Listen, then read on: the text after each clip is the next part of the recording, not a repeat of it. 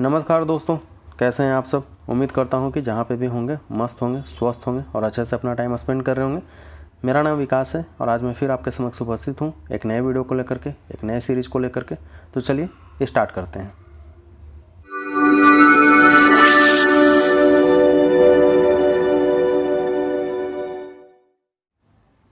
आज का जो मेरा टॉपिक है वो है numerology number 8, health, disease and precautions. मैं आज मूलांक 8 वाले के बारे में बात करने वाला हूं कि उनका स्वास्थ्य कैसा होता है, बीमारियां कौन कौन सी हो सकती हैं और कौन कौन सी सावधानियां बरतने की ज़रूरत है, या यूं कह लीजिए कि किन किन चीज़ों का ध्यान रखने की ज़रूरत होती है मूलांक 8 वाले को। मैं प्रीवियस वीडियो में 1 से लेकर 7 मूलांक वाले व्यक्तियों के बारे में ऑलरेडी वीडियो बना चुका हूँ।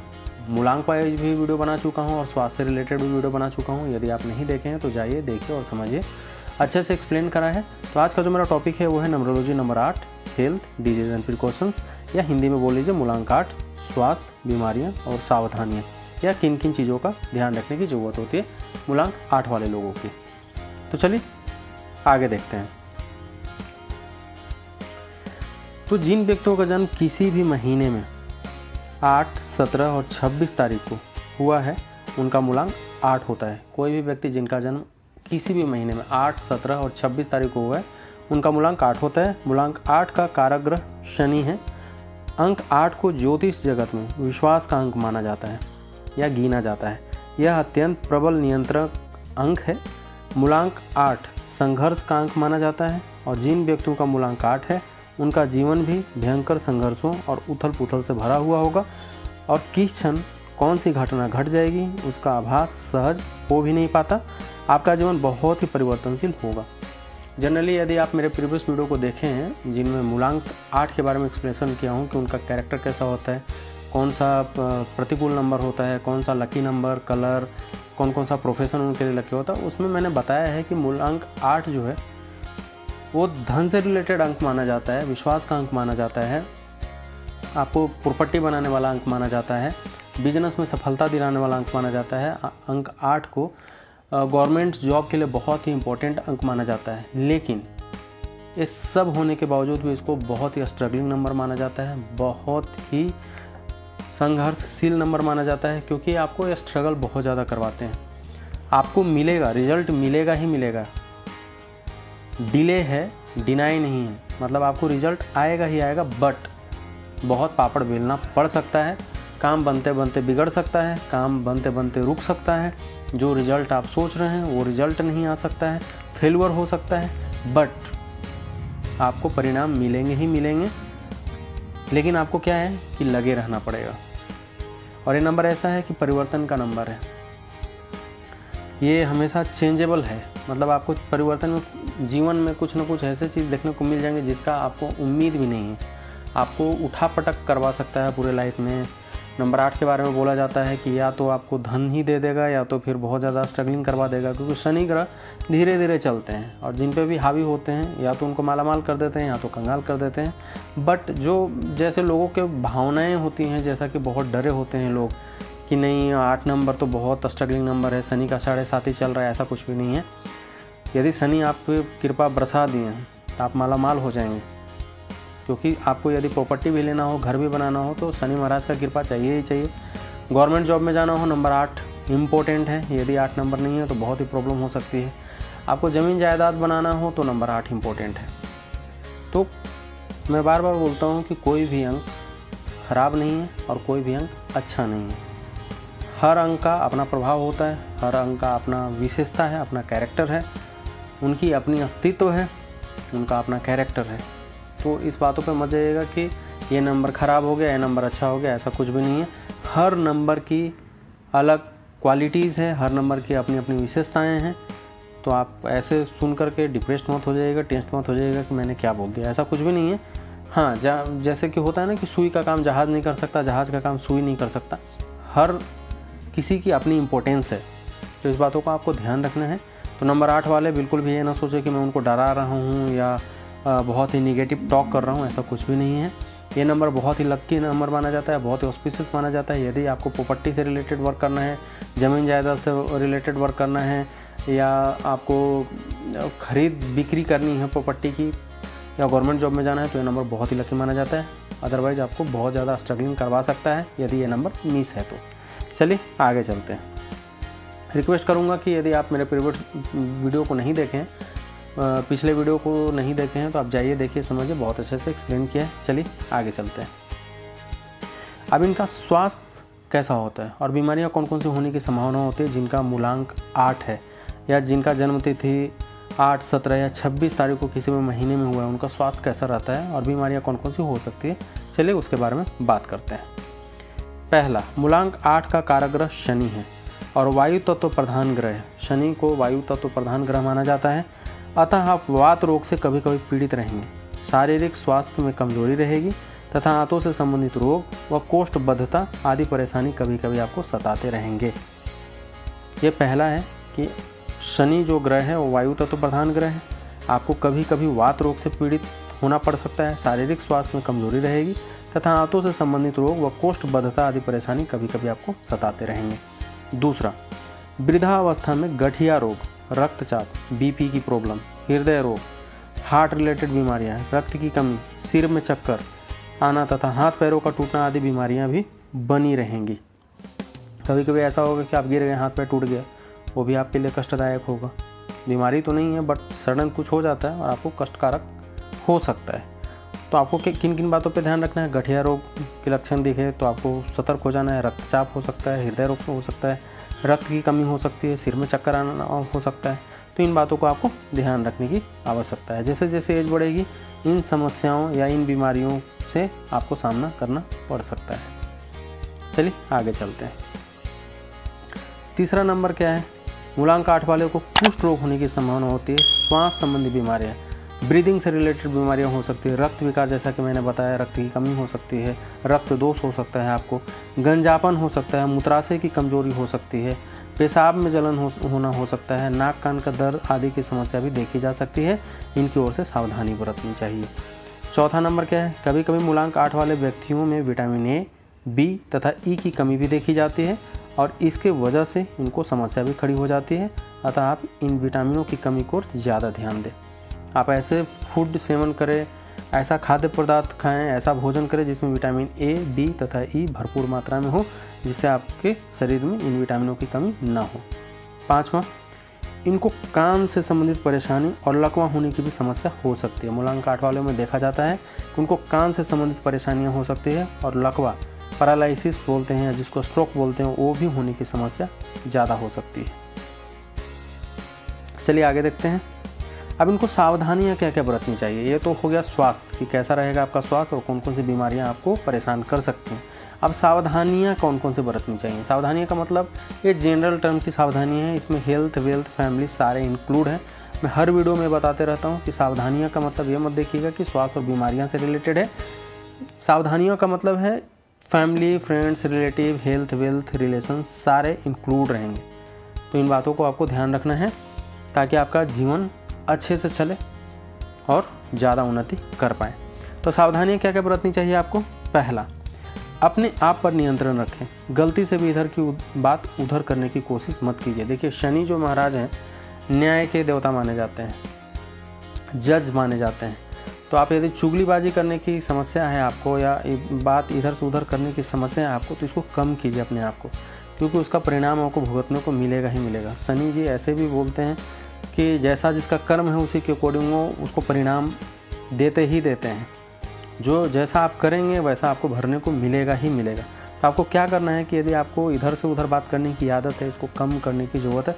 इससे आपको क्या होगा, पहली बात तो आपके मन में शांति रहेगा, दूसरा आप प्रॉब्लम में बचे रहेंगे, तीसरा जो होता है क्या होता है, आपका टाइम बचेगा। दूसरा नंबर देखते हैं क्या किन सावधानियाँ आपको रखने की ज़रूरत है। अपने जीवन साथी से असत्य, झूठ बोलने की कोशिश मत कीजिए और ना उसे धोखे में रखने का प्रयत्न करें।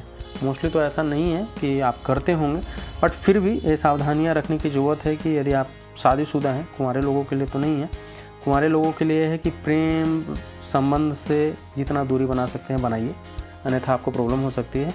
लेकिन जिनकी शादी हो चुकी है, जो मैरिड पर्सन है, तो अब क्या करना है उनको, अपने जीवन साथी से असत्य व्यवहार, झूठ बोलने की आदत मत बनाइए और उसे धोखे में रखने का प्रयत्न न करें, क्योंकि हो सकता है कि कभी आपकी सच्चाई खुल जाए और तब आपको पारिवारिक जीवन में कष्ट देखना पड़ सकता है। तो आपको क्या करना है, उनके प्रति वफादार रहना है, लॉयल रहना है और जितना विश्वास दे सकते हैं, जितना विश्वास प्राप्त कर सकते हैं कीजिए। अपने जीवन साथी को खुश करने की कोशिश कीजिए। तीसरा सावधानी क्या रखना है, जहाँ तक संभव हो सके अपना संकोची स्वभाव को जल्द से जल्द त्याग दीजिए, क्योंकि आप में हिचकिचाहट और घबराहट भरी रहती है। 8 वाले में देखा गया है कि वो जल्दी से बेचैन हो जाते हैं, घबरा जाते हैं। कहीं मीटिंग है या कहीं कुछ प्रेजेंटेशन है, इंटरव्यू है, तो उनको घबराहट बहुत जल्दी आ जाती है। आत्मविश्वास जल्दी से डगमगा जाता है, संकोच हो जाता है बोलने में, बोले या ना बोले। तो आपको अपना संकोची स्वभाव को त्याग देना है जल्दी से जल्दी, और जो भी आप में हिचकिचाहट है, जो भी घबराहट की भावना है, उसको त्याग दीजिए।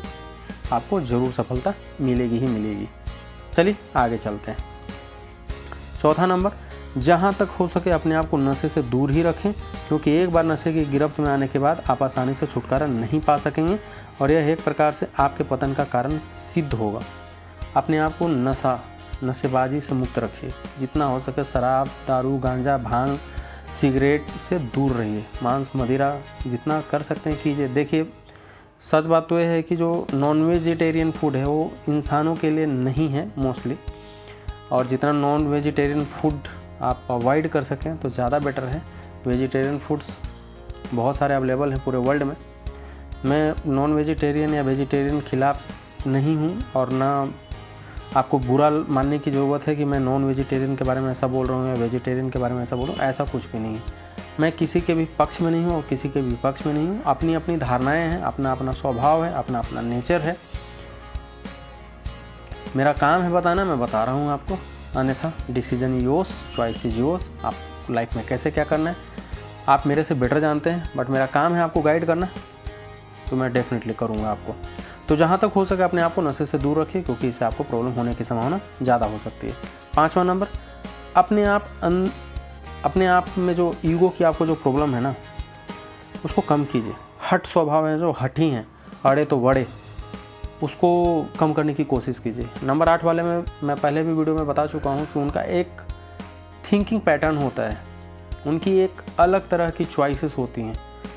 जो चीज़ उनको पसंद है वही चाहिए, और जो चीज़ नहीं पसंद है आप उनको कितना भी पसंद करवाने की कोशिश कीजिएगा वो एक्सेप्ट नहीं करेंगे। उनका एक अलग चॉइस है, तो इस चीज़ से आप थोड़ा बाहर आइए। वो हठी टाइप का मत बनिए, अड़ियल घोड़ा मत बनिए आप कि ईगो पे ले लिए, फाइट कर लिए, झगड़ा कर लिए, झुकेंगे नहीं हम, टूटेंगे नहीं हम। तो ऐसा मत कीजिए। अपने ईगो को कम से कम करने की कोशिश कीजिए और हठी बनने का प्रयत्न कम करें। इससे आपके पारिवारिक और सामाजिक रिश्तों में समस्या आ सकता है। क्या करना है, कभी कभी क्या होता है, रिलेशन को बचाने के लिए झुकना भी बहुत ज़रूरी होता है। यदि आपकी बीवी है, बच्चे हैं और रिलेशन में दरार आ रहा है, तो डेफिनेटली क्या करना है, रिलेशन को बचाना है। वहाँ पे ईगो क्लैश हो सकता है, आपको तोड़ना है। आलू के साथ मटर और टमाटर ही अच्छे लगते हैं। यदि आलू आपको दें तो डेफिनेटली प्रॉब्लम हो जाएगा। तो लाइफ में क्या है, चटकारे भी चाहिए, खट्टे के साथ मीठे का भी होना चाहिए। तो क्या करना है, ईगो को कम करना है। हर लोग एक जैसे नहीं होते हैं। जैसे हाथ में 5 उंगलियां हैं, एक बराबर नहीं है, वैसे ही लोग भी हैं। हर किसी का अलग थिंकिंग पैटर्न है, अपना स्वभाव है, अपना नेचर है, उनका अपना चॉइस है। तो उनसे भिड़िए मत, उनको अंडरस्टैंड करने की कोशिश कीजिए, समझने की कोशिश कीजिए, उस क्लैश को कम करने की कोशिश कीजिए। डेफिनेटली आपको मदद मिलेगा। 6ठा नंबर क्या है, झुंझुलाहट, चिड़चिड़ापन और परेशानी की जगह अपने आप को हल्का फुल्का बनाइए और मुस्कुराहट लाइए। क्या करना है कि झुंझुलाने की जगह, ईगो क्लैश करने की जगह, फाइट करने की जगह, बेतुका तर्क वितर्क करने की जगह क्या करना है, अपने आप को शांत करने की कोशिश कीजिए। बच्चे के साथ खेल लीजिए, पार्क में टहल लीजिए, घूम लीजिए, थोड़ा अच्छा खाना खा लीजिए, कहीं प्रकृति के तरफ चले जाइए, नदी किनारे चले जाइए, पहाड़ पर बैठ लीजिए, आपका माइंड शांत हो जाएगा। तो झुंझुलाहट, चिड़चिड़ापन को कम करना है। चलिए आगे चलते हैं।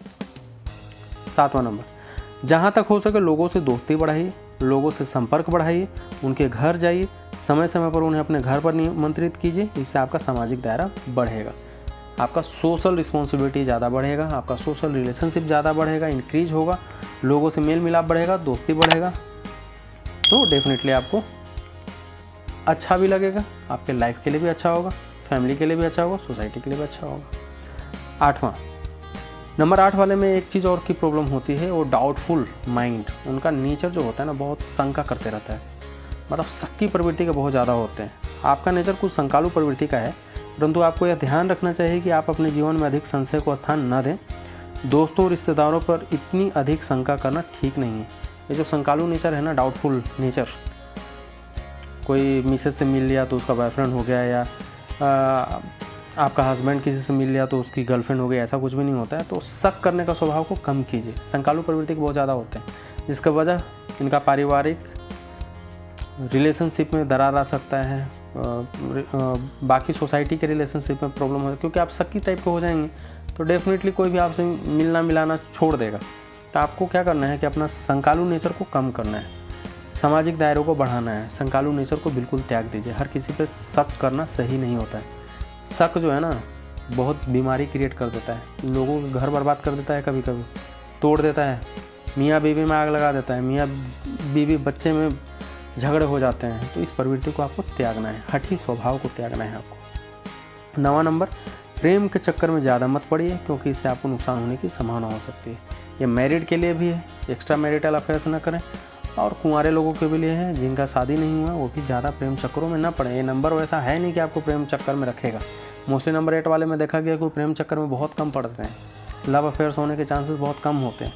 फिर भी यदि हो गया तो उसको कम से कम करने की कोशिश कीजिए। एक है ठीक है, बीवी है ठीक है, एक से ज़्यादा क्या करना है आपको। तो इन बातों का आपको ध्यान रखने की ज़रूरत है। यदि इन सावधानियों जिनका मैंने डिस्कशन करा है, सावधानी बरतेंगे तो डेफिनेटली आपको लाभ मिलेगा, सहायता मिलेगा।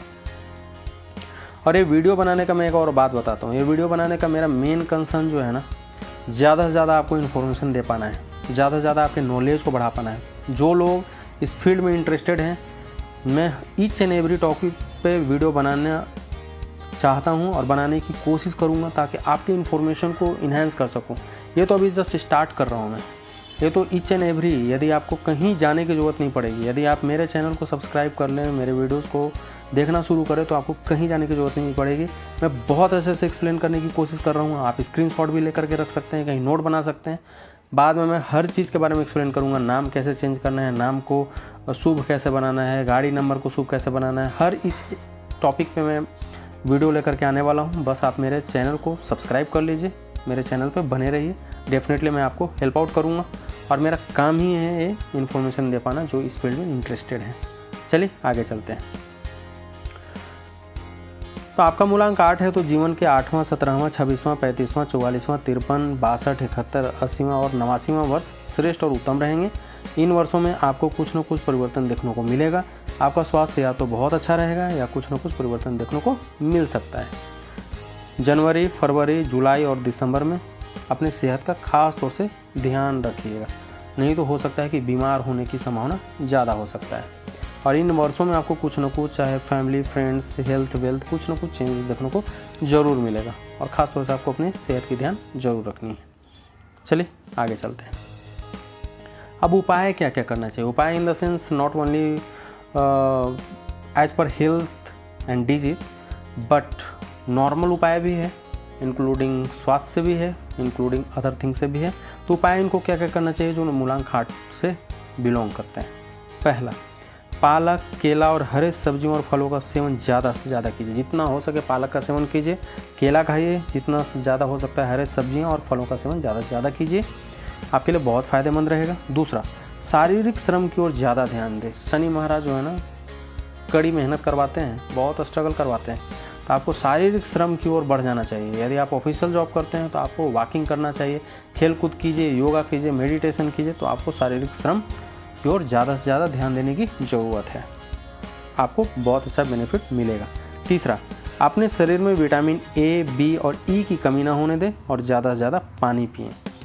अपने भोजन में ऐसा आहार लेकर के आइए, ऐसा फल खाइए, फ्रूट खाइए, सब्जी खाइए जिसमें विटामिन ए, बी और ई ज़्यादा से ज़्यादा हो। जैसे पालक हो गया, केला हो गया, गाजर हो गया, तो इसमें सारे विटामिन अवेलेबल होते हैं। ज़्यादा से ज़्यादा प्रयोग कीजिए। चौथा, हर शनिवार सुबह में पीपल के पेड़ पर गुड़ और काला तिल मिला करके जल चढ़ाइए। हो सके तो शनि मंदिर में जाएं और तेल का दीपक जरूर जलाइए, क्योंकि आपके इष्ट देव शनि महाराज हैं, तो आपको शनि टेम्पल में जाना चाहिए। हो सके तो सरसों का तेल चढ़ाइए, और एवरी सैटरडे हो सके तो पीपल के पेड़ पर जल चढ़ाइए, गुड़ तिल मिला करके जल चढ़ाइए, शनि मंदिर में दर्शन करने जाइए, आपको बहुत ज़्यादा फ़ायदा मिलेगा। आई होप सो कि आपको ये इन्फॉर्मेशन पसंद आ रहा होगा।